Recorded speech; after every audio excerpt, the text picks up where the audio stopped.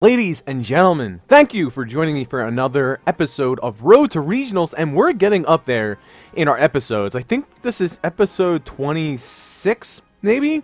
We're definitely up there in like the mid-20s. These are like, I have the longest streak of Road to Regionals that I've ever had in the past like 3 or 4 years. I can't remember as to how many years that I'd actually be making these videos.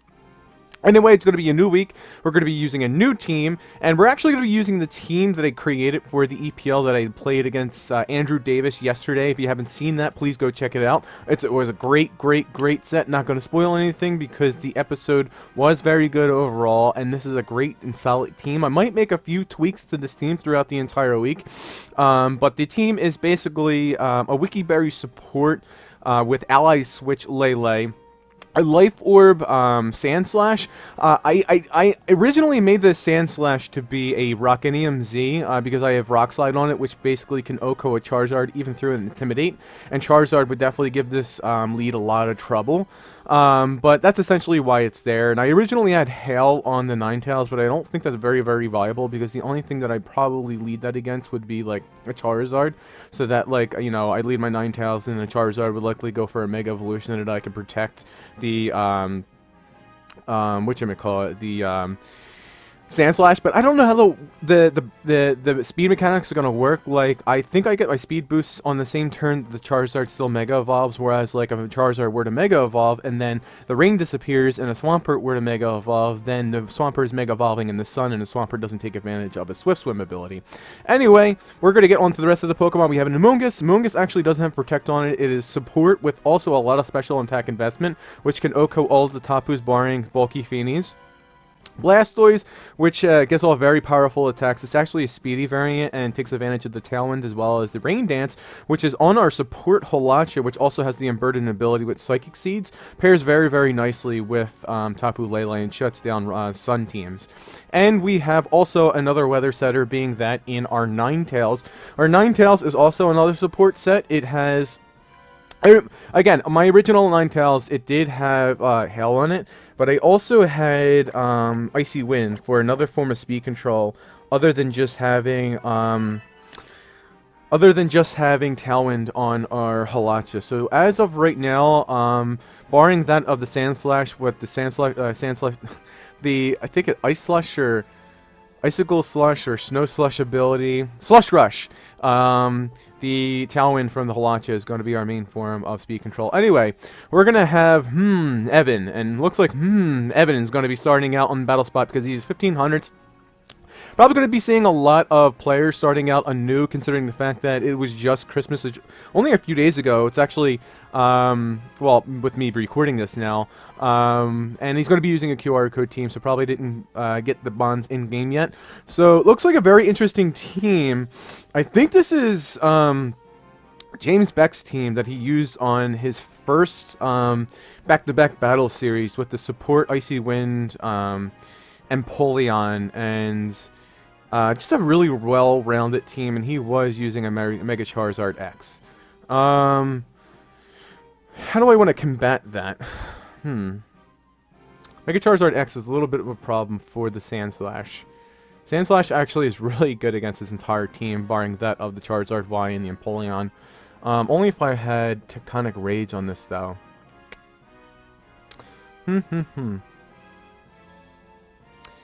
I still think this lead is really good. I'm going to bring the Amoonguss in the back because it's good against the Tapu Bulu, and the Tapu Bulu does a lot of damage all around. The Charizard X, if that Charizard X, it's going to give me a lot of problems, and hopefully everyone likes my haircut. I just got a new haircut. It looks pretty banging. Try to change things up for the year 2018 because it is New Year's Day today, so everyone, Happy New Year's to you. Hope you had a great New Year's Eve. Empoleon Zapdos. Pretty supportive lead. You can go for the Icy Winds and the Tailwind right away. I can also go for a Tailwind, and I can lock him into Tailwind. So I don't mind him if he does go for that. The Empoleon actually is the biggest problem because I can't do too much to it with either my Lele or my Holacha. So, I'm going to bring in my Amoonguss, and my Amoonguss really can't do too much to it either. I wonder how much a Psychic does to it. Probably not a lot, considering the fact that it is Assault Vest. And the Empoleon probably goes for... Gotta get myself into an advantageous position here. Gonna bring in the Blastoise. I honestly don't think... No. I honestly don't think the Zapdos will attack into the Lele slot. If it does, I'd be highly surprised. I'd imagine he would want to go for a Tailwind to match my Tailwind. Although he'd still be slower. So we're gonna get off a Tailwind right here. Let's see what he goes for. And he just goes for a Thunderbolt. Probably into Halacha. Yeah, into the Halacha. It's not going to do too much. Again, it's a paralysis. You've got to be absolutely kidding me right now. I guess for an Ice Beam into the Halacha. Okay, so doubling up in Halacha, which really isn't that big of a threat because my acrobatics against the Zapdos is 4 times resisted, but I gotta also remember to myself that not many people are gonna know what Halacha does, so everyone's gonna assume that it's high jump kick and it threatens the Empoleon, so he wants to get rid of it on the field. But again, it really doesn't do too much. Now I get in my Blastoise under the Tailwind. It's going to be doing a lot to that Zapdos. I can bring in my Amoonguss right here. Amoonguss is still going to be slower than that of the Empoleon, but I can still go for a Rage Powder. Yeah, I think in case this Water Spout doesn't knock out the Zapdos, I'm still going to go for the Rage Powder right here because I have the availability to switch out back into the Lele. And the Ice Beam, Scald, whatever the Empoleon wants to do, other than maybe Icy Wind, which isn't doing too much to the Blastoise, isn't going to be hurting the Blastoise. The only thing I'm fearing right here is a Thunderbolt, in which my opponent shouldn't be able to get off because it didn't proc any like Psychic Seed or anything like that. And I don't even think James Beck was running Seed. I think he was running like a Toxic Bulky Berry set. I think it was Citrus Berry. You're going to be able to see right here. Wow. That is a really bulky Zapdos, in which I am correct. That is a Citrus Berry. And he's likely going to go for a Thunderbolt. I'd be surprised. Okay. He does match the Tailwind right here. So we could still go for our... go for an Icy Wind. No, he just goes for an Ice Beam. Okay. And he's just going to go into the Amoonguss right there. Wow, that does a lot of damage. I'm actually going to protect the Zapdos right here because I feel like he would want to go for a... actually, I could have spored the Zapdos. But this play is okay. We're going to be able to recover some health right there. And on the Amoonguss, and then we'd be able to switch it out, or at least go for another, it's gonna Icy Wind. Okay, that's fine. We could have also went for the Sludge Bomb on the Zapdos, so we ensure that we KO it with the, that's a lot of damage. We ensured that we KO it with the Water Spout. The Empoleon's a huge problem for this team. I don't have many answers for the Empoleon for on this team, and I don't have many answers to the Aegislash. I think that's one of the... Like, Steel types are a huge problem for this team. I at least have Water Spout for the Aegislash, but still. Alright. How many turns of Tailwind does he have left? He's gonna... I think he has 2 more turns of Tailwind left. Yeah. So, I'm gonna go for a Water Spout, and then... Let me see. All he has to do is go for an Ice Beam.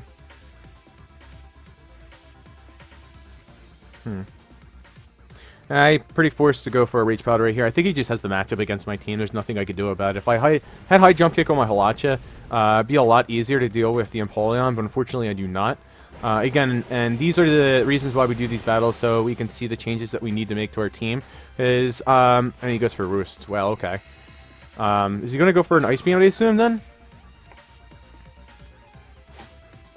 Yeah, he goes for an Ice Beam. Does this KO my... probably KOs my Amoonguss. Yeah, it KOs the Amoonguss. The Empoleon is such a huge problem, man. And my Tailwind is going to peter out. We're going to bring in the Tapu Lele right here. And then I could just go for a double Protect and then stall out his Tailwind, but then he can just go for another Roost. Alright, so... Does he go for another Roost? Because my opponent has to imagine... I mean, he went for the Tailwind play on his part instead of just going for an attack. So I think my opponent has somewhat of experience playing this game. So I'd imagine that he's going to go for a Roost and then just like the straight-up attack, maybe a Scald into the Lele with the Empoleon. So I kind of want to get off some damage right here. And then go for the Psychic into the Zapdos. and see what happens right here. He might just go for the Thunderbolt into the you go goes for the Thunderbolt into the Blastoise. So, and a Flash Cannon. Okay, I forgot he has Flash Cannon on that set, but it still shouldn't do too much damage. It does way more damage than I anticipated. Wow. Empoleon, actually, Empoleon's a very niche Pokemon. You probably won't see it at all in VGC 18, but it's a really cool niche set. I think my Lele would be faster than the Zapdos, unless this is an extremely fast Zapdos. I'm going to go for a Scald right here, and then I'm just going to go for a Moonblast right here into the Zapdos. I could have also went for an Ally Switch and then a Water Spout. That probably would have been a better play. Now we're going to outspeed the Zapdos right here, because he's probably just going to go for another Flash Cannon. We're going to go for a Scald. I mean, I need a burn at this point onto the Empoleon, because this isn't really doing too much. No, he goes for an Icy Wind. Okay. Well, that's actually a really, really smart play. Really, really smart play on my opponent's part. But he's going to proc my Berry. Opponent, I don't necessarily want to say he's outplaying me. I really don't have the matchup against him at all. I mean, brought in my Amoonguss, but what could my Amoonguss do against a Zapdos and a Empoleon? I mean, that play that I went for the Giga Drain and the Empoleon, I could have just went for the Sludge Bomb and a Zapdos to put it in KO range for a Water Spout. Because the Empoleon, other than going for an Ice Beams, can't really do too much to the Amoonguss, but I can't do anything to the Empoleon in return. I can't Moonblast it, I can't Scald it, I can't Ice Beam it, I can't really Giga Drain it, I can't Sludge Bomb it. I had Acrobatics on my thing. So I'm going to Ice Beam right here, and then he was Tectonic Rage, Landorus, too.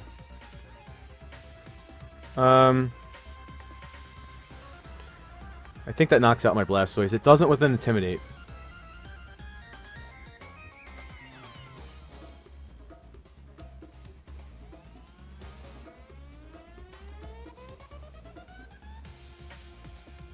I'm going to Ally Switch, actually. Because I think the only chance of me winning this game is my Landorus protects. Okay, the Ally Switch play was actually pretty good then, because my Blastoise will at least be able to soak up a Flash Cannon into the Blastoise. Yeah, he goes for a Flash Cannon. Okay. And I could have just protected right there, but I wasn't expecting the Landorus to protect it. I mean, the Landorus protect really doesn't make much sense, because you can just easily go for the Ground EMZ into the Blastoise, unless you're scouting out for protect on my part, but, I mean,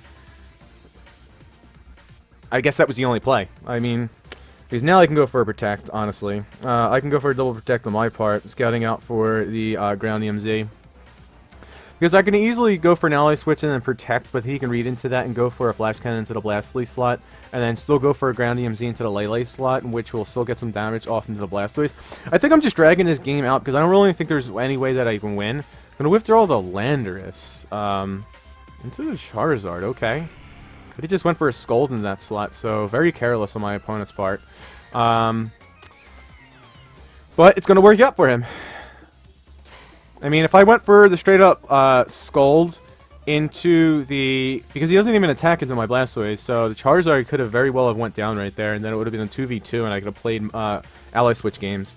That was really careless, actually. Just going to go over the double up into the Charizard. Charizard's just going to Mega Evolve right here. And I still don't think this double up will be able to KO it. I forgot, again, I said it earlier that it was a Charizard X, so I should have went for the Moonblast and the Charizard X to do a little bit more damage. It's going over to Dragon Dance, actually. Let's see if we can get the KO into the Charizard X. Granted, the Empoleon will be... Oh, okay, no. The Empoleon's actually not faster. Solid damage, but let's see if the Skull takes it out. It does, okay. So, we would have been able to essentially knock that Charizard out last turn. He's going to go for a Flash Cannon. Does this knock the Lele out? I don't think it does. I think we'll hang on. Yep. Alright, great. So, we would have been in a good position if we took out the Charizard when the Landorus had switched out.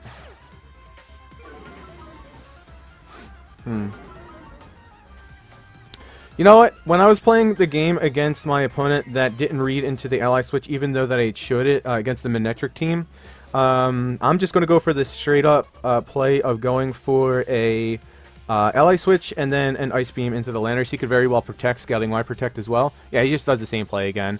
But again, the Empoleon really can't do too much to my Blastoise. And if he goes for a Flash Cannon, we'll probably go for an Icy Wind. That would cover me going for a ally switch, and then he doesn't have to play the game yet. So really good play on my opponent's part. So I could have very well have double protected right there, scouting out his protect with the ground EMZ. So my opponent reading me on that. So very well played by my opponent. But now I could just go for protect. I mean, that's my only play at this point. Because he's likely going to go for the ground EMZ, and then get enough chip into my Blastoise where a Rock Slide will likely be able to take me out. Or maybe even like a U-turn. Yeah, he's going to go for the ground EMZ. So I think I could have pulled that game out, actually, if I played my cards right on some of the turns. I played with the Amoonguss way too recklessly. I let it go down too easily. I wasn't able to get off attacks. I could have even went for a Acid Downpour into the Zapdos, which may have been able to take it out. I don't think it would have been, because Zapdos is really specially bulky. Wow, okay. So that's not even Rock Slide range. And he doesn't want to Earthquake his own Empoleon. I'm just going to safely Ice Beam. I think he protects and then goes for an attack with the Empoleon.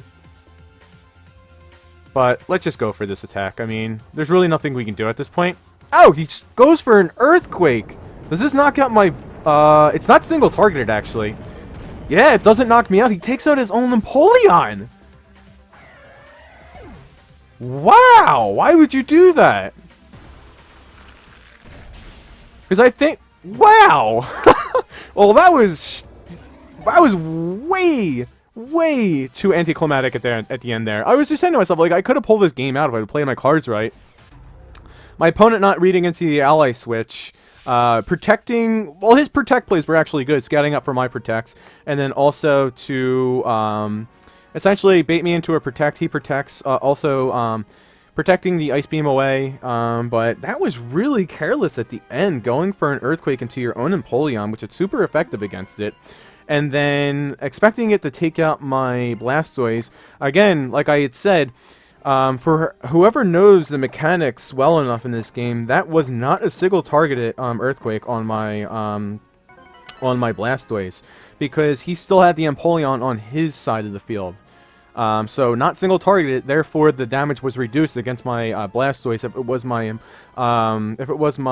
his Landorus and my Blastoise, that's single targeted, therefore it actually is full amount of damage.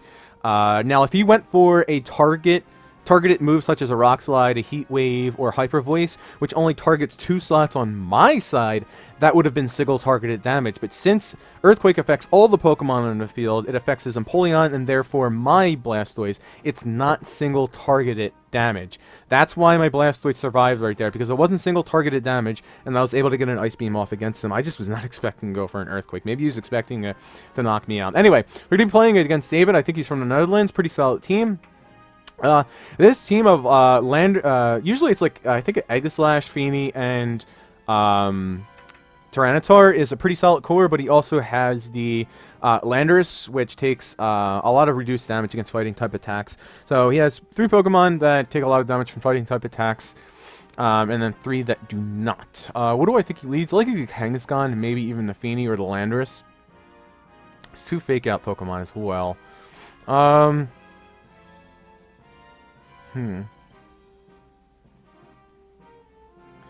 Ninetales, Blastoise. I'm gonna bring the Sand Slash mode right here. I don't think it's the call. Again, the timer is ticking down right there. I think the Aegislash. I keep calling it Aegislash because it has slash in its name, and then I'm speaking on basically autopilot, and I want to say Sand Slash, because Aegislash is the more viable Pokemon, whereas Sand Slash really is not. This is going to look like a crazy lead right here, but I can always switch in my... Perfect. We're also going to be able to scout out who's faster, because we're going to have 3 abilities that's going off. My Ninetales is faster. I can go for a Blizzard. And he's going to get off the Intimidate. Okay, so he is faster than my Blastoise. My Blastoise is actually probably going to be slower than the Zapdos, I'd imagine. I'm just going to go for a straight up Blizzard right here. The Landers could actually bring in, like the Kangaskhan in the back, or even, actually he's going to bring in the, probably going to bring in the Tyranitar. So, if he brings in a Tyranitar, could bring in my Tapu Lele.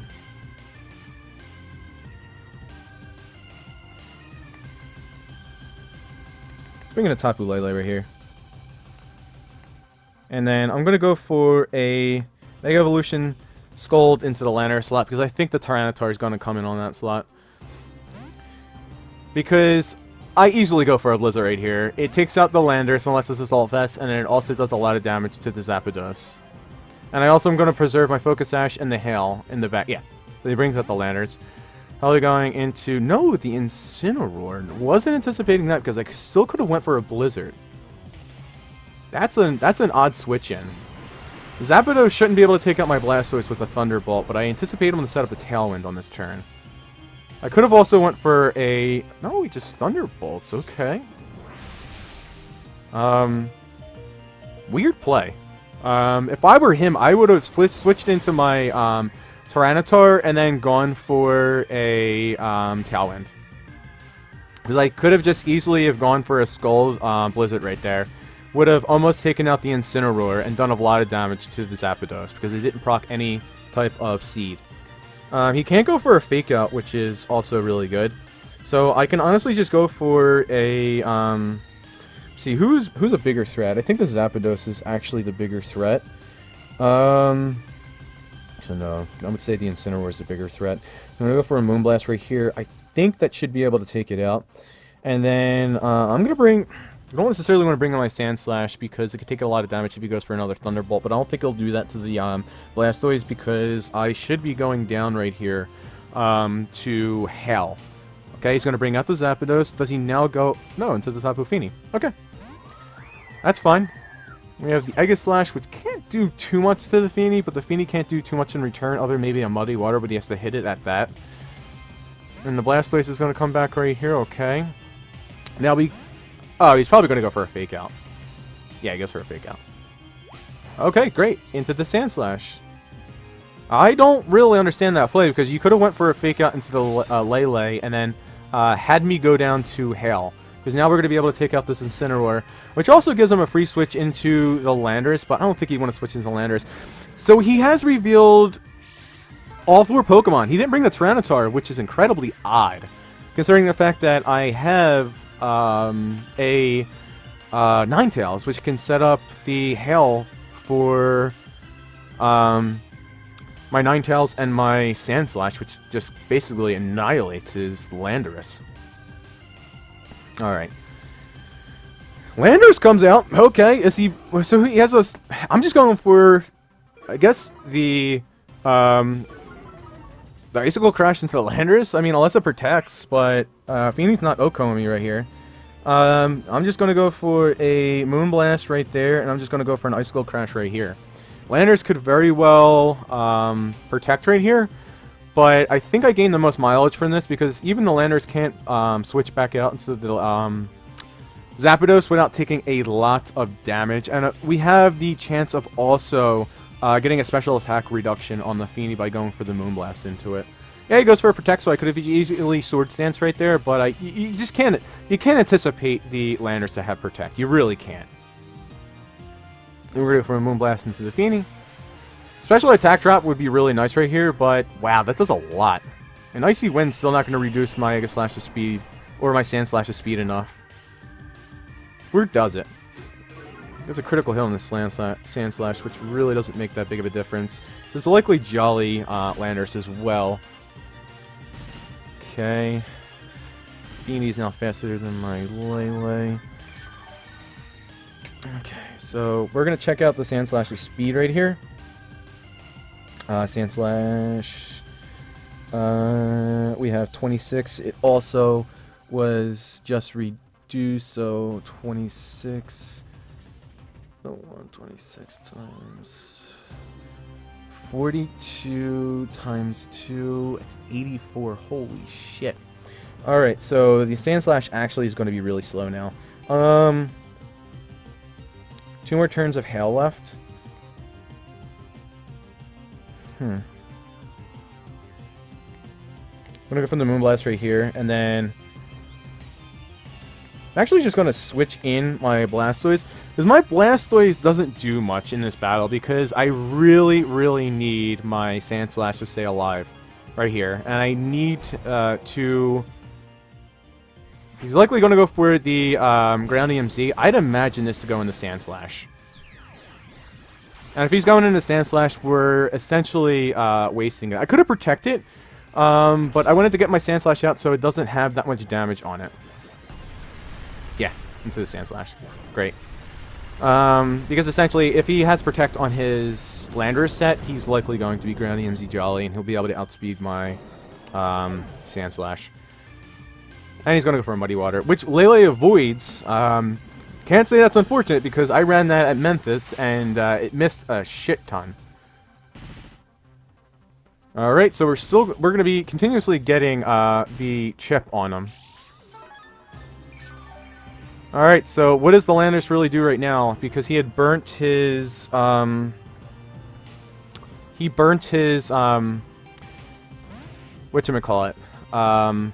EMZ. Now he has to Earthquake, or he Rock Slides. It's not going to be that effective. And then I'm going to go for a Moonblast right here, and I'm actually going to Swords Dance. Because that would put me in a really good position, because even if it switches out Landorus into Zapdos, I'll be able to KO the Zapdos the following turn. Although Hail goes down after this turn, but I think the Landorus will actually protect, because we want to switch into the Zapdos in this. Yeah, Landorus protects. And the Feeney's going to go down this turn, and then he's likely going to go for a Muddy Water. And then I can protect and then switch in my Ninetales next turn. Goes for a Night Sea Wind. It's really, really annoying. That really is getting annoying now. But again, I'm just going to protect and then go into my... let's see, 126... 252... My speed stat is 168. Still should be able to outspeed the Landorus, I think. So now he just goes for Earthquakes.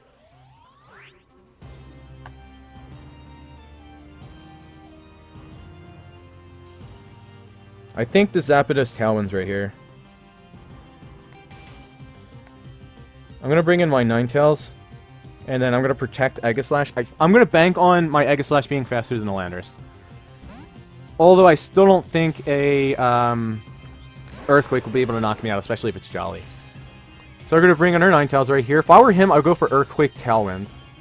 Because then you will also cover for... you also cover for me switching in my Ninetales and getting the boost. Okay, he goes for a Superpower. Tailwind, yeah.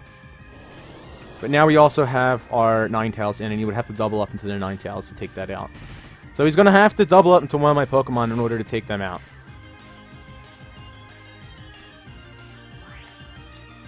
And I am just going to straight up Blizzard right here. And then I don't want to switch into my Lele because he doubles up into Ninetales. I'm not in an advantageous position. And then I am going to go for the Icicle Crash right here into the Zapdos, because the Zapdos actually does more damage than the Landorus. It's going to go for an Earthquake, okay. So this shouldn't be able to take out my Sand Slash, and it's not going to be able to take out the Ninetales because it's Focus Sash. That takes out the Sand Slash? Are you serious? I'm highly underestimating the bulk of Sand Slash. And he goes for a Thunderbolt, okay. So, I wasn't anticipating being able to be knocked out. But again, just obviously not understanding the speed tiers right there. So I guess I could have switched out the Lele right there, and then I could have... I couldn't protect with Ninetales. I could have switched into my Lele right there, and then going for a Blizzard.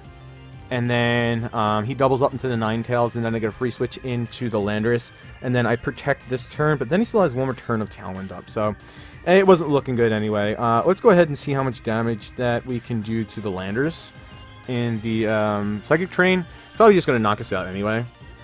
I don't think this actually knocks out the Lele in the range that we're in right here. Nope, that doesn't. Alright, good. At least we know our Lele calcs. I know I used Lele throughout 2017, so I know it's fairly bulky.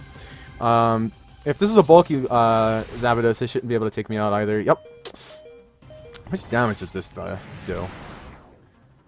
Takes out the Landorus, actually. I still think we're in range for a chip on the next turn from the Hell Yeah. If we were out of range, because that did 10 damage, if we were out of range for Hell, then we might have been able to outspeed... Oh no, wait, is this Talon still up? Yeah, it's Talon still up. So I'm going to go ahead and just protect right here. I think we're going to get knocked out by Hell. I'm almost guaranteeing that we're going to get knocked out by Hell. I kind of threw the game at the end there, but opponent just playing incredibly smart and went for the Talon. I think if he doesn't go for the Talon, I win outright. So good game to my opponent.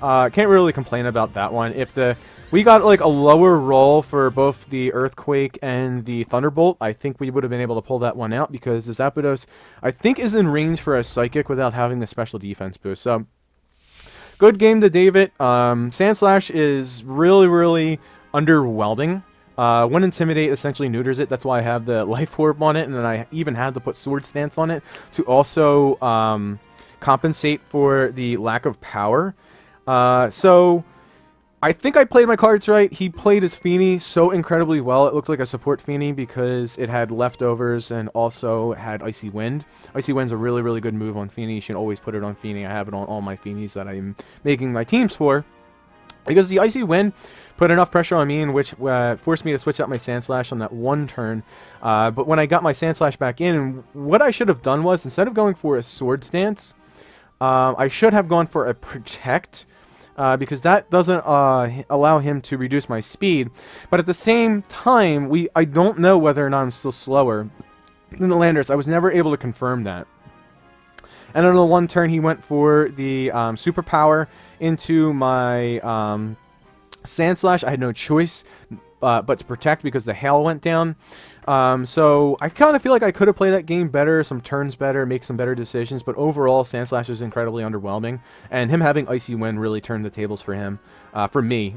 So good on my opponent. Anyway, we're going to end the episode right here. Let's hopefully we have some better games throughout the entire week and hopefully climb into the 1600s. I think this team's good enough for that. And hopefully we don't run too many Empoleons and Aegislashes. Anyway, I'll see you all guys later. Take care. Have a great New Year's Day and rest of your week. Peace.